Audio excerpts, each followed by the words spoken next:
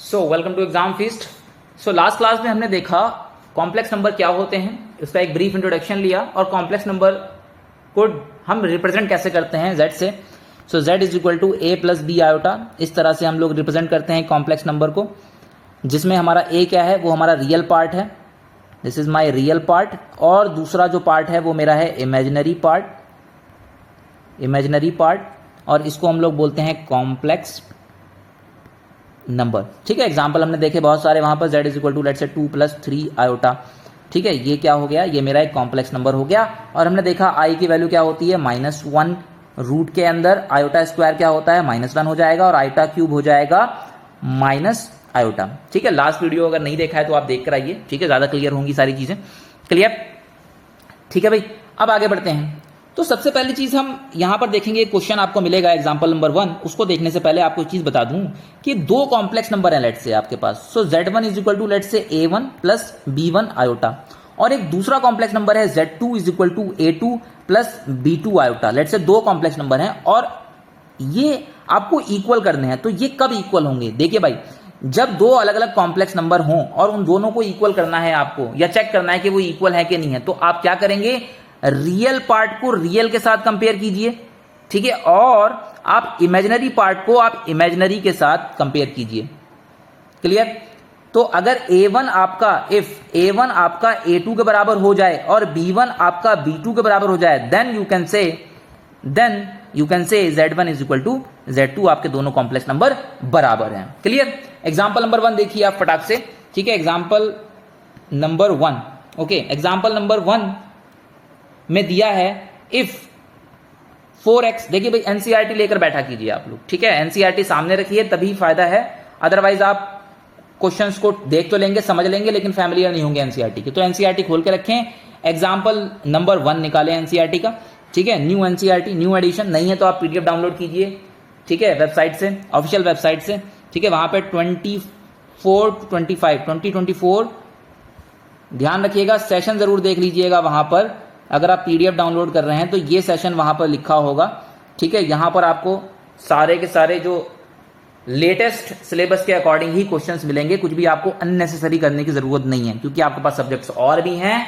ठीक है, आप उन पर भी ध्यान देना है इक्वली, तो ज्यादा इसमें घुसने की जरूरत नहीं है। जितना एक्सरसाइज में दिया है, बुक में दिया है, एनसीईआरटी में दिया है, वो इनफ है, अंडरस्टैंडिंग के लिए भी इनफ है और आपके एग्जाम्स के लिए भी इनफ है। ओके, इस चीज का ध्यान रखिएगा। तो जो भी लेटेस्ट एडिशन है वही आप लोग लें, और लेटेस्ट एडिशन चेक करने के लिए आप एनसीईआरटी की ऑफिशियल वेबसाइट पर जाइए, वहां से बुक डाउनलोड कीजिए, और नीचे वहां पर हर पेज के ऊपर लिखा होगा सेशन 2024 to 25। ठीक है, तो उस पीडीएफ को आप लोग देखिए। तो उसमें एग्जाम्पल नंबर 1 जो दिया हुआ है वो है 4x plus iota 3x minus y equal है, ये दिया हुआ है गिवन 3 प्लस आयोटा माइनस 6। तो ये क्वेश्चन है आपका।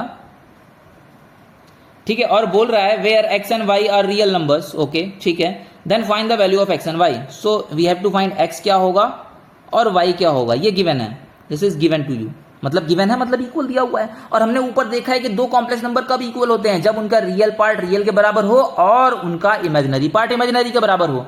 तो इसका रियल पार्ट क्या है 4x, इसका मतलब 4x किसके बराबर होगा 3। इसका रियल पार्ट क्या है 3। दो कॉम्प्लेक्स नंबर हैं, एक एलएचएस में है और एक आरएचएस में है। ओके, तो इसका आपका रियल पार्ट क्या हो गया 3। तो यहां से x की वैल्यू कितनी आ गई 3/4। क्लियर? और सिमिलरली यहां पर देखिए इमेजिनरी पार्ट क्या है, this one 3x minus Y किसके बराबर होगा -6 के बराबर होगा। सो 3x माइनस वाई बराबर होगा -6 के। ठीक है, x की वैल्यू आप निकाल चुके हैं, पुट कीजिए यहां पर। ठीक है, x की वैल्यू कितनी निकाली आपने 3/4, यहां पुट कीजिए। So 3 into 3/4 minus y is equal to -6। Clear? तो कितना हो गया ये 9/4 minus y is equal to -6। Okay, so this is 9/4 plus 6 is equal to y. ठीक है, ये इधर आ गया, ये इधर चला गया। ठीक है, minus will become plus. Okay, so ये कितना हो गया 4 9 24 वाई। ठीक है, होपफुली यहां तक तो कोई दिक्कत नहीं होगी। ठीक है, एलसीएम लिया है आपने। ठीक है, सिंपल। क्लियर? सो y कितना आ गया आपका, y आ गया आपका 33/4। सो दिस इज योर y। ये y आ गया आपके पास और ये आपका x आ गया। ठीक है, क्वेश्चन सॉल्व। तो तो क्लियर, जब भी कॉम्प्लेक्स नंबर्स इक्वल दिए हों तो आप समझ जाइएगा कि उनका इक्वल कराना है आपको रियल रियल के साथ और इमेजिनरी पार्ट इमेजिनरी के साथ। क्लियर, ओके, आसान सवाल है, ठीक है। चेक करना है तब भी आप यही करेंगे काम। दो कॉम्प्लेक्स नंबर दिए हुए हैं, आपको चेक करना है उसका जो रियल पार्ट है रियल के बराबर होना चाहिए और जो आपका इमेजिनरी पार्ट है वो इमेजिनरी के बराबर होना चाहिए। A1 should be equal to A2 and B1 should be equal to B2। Clear, दिया हुआ है आपको वैल्यूज मिसिंग कर देगा, ज्यादातर क्वेश्चन यही फ्रेम होता है, ठीक है। तो आप इस तरह से कोई भी मिसिंग वैल्यू है निकाल सकते हैं यहां से। क्लियर, तो ये तो बात हो गई इक्वालिटी, दो कॉम्प्लेक्स नंबर इक्वल कब होंगे, ठीक है। कुछ और प्रॉपर्टीज भी हैं, जैसे दो कॉम्प्लेक्स नंबर्स को ऐड कैसे किया जाता है। दो कॉम्प्लेक्स नंबर है, ऐड किया कैसे जाएगा, addition of two complex numbers. दो कॉम्प्लेक्स नंबर को ऐड किया कैसे किया जाएगा, तो लेट्स से Z1 एक मेरा कॉम्प्लेक्स नंबर है A1 प्लस B1 आयोटा, ठीक है, और एक कॉम्प्लेक्स नंबर है Z2 is equal to A2 plus B2 iota. Clear, अब दोनों को मुझे ऐड कराना है तो मुझे Z निकालना है, दोनों को ऐड करा के Z1 प्लस Z2 करके। तो मैं क्या करूंगा, ध्यान रखना, जब भी आपको ऐड करना हो रियल पार्ट में रियल जुड़ेगा, यानी कि ये वाला पार्ट देख लेते हैं यहां पर कैसे, देखिए क्यों हो रहा है ऐसा, वो भी देख लीजिए।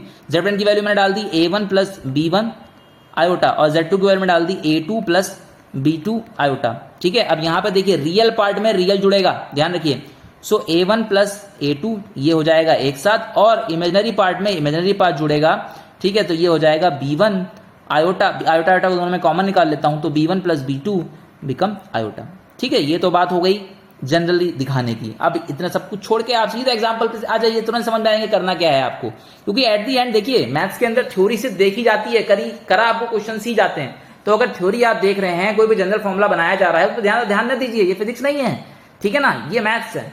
मैथ्स में आपको क्वेश्चन करना आना चाहिए। पॉइंट इज कि आप क्वेश्चन को सॉल्व करके सारे स्टेप्स फॉलो करते हुए सीधा आप फाइनल आंसर तक पहुंच रहे हैं कि नहीं पहुंच रहे हैं, ठीक है। वहां से ज्यादा क्लियरिटी मिलती है, ठीक है। फॉर्मूला फ्रेम करने से, फॉर्मूला ड्राइव करने से इतनी क्लैरिटी नहीं मिलती जितना आपको क्वेश्चन सॉल्व करने से क्लैरिटी मिलती है कि आप समझ जाते हैं कि हाँ अच्छा ऐसा होगा, ठीक है। जैसे यही सवाल है, लेट से मैं एग्जांपल लेता हूं, Z1 is equal to 2 plus 3 iota, एक कॉम्प्लेक्स नंबर है ये, और एक कॉम्प्लेक्स नंबर मैंने ले लिया Z2 is equal to let से 3 प्लस 4 आयोटा, ठीक है। अब मुझे क्या करना है, मुझे दोनों को ऐड करना है, मुझे Z1 प्लस Z2 निकालना है। तो मुझे क्या करना है, Z1 प्लस Z2 निकालना है। तो मैं क्या करूंगा, डायरेक्ट रियल पार्ट में रियल जोड़ दूंगा, जोड़ दीजिए, 2 प्लस 3 कितना हो गया, 5 हो गया, ठीक है। और इमेजिनरी पार्ट में इमेजिनरी पार्ट जोड़ दूंगा, 3 आयोटा प्लस 4 आयोटा कितना हो गया, 7 आयोटा।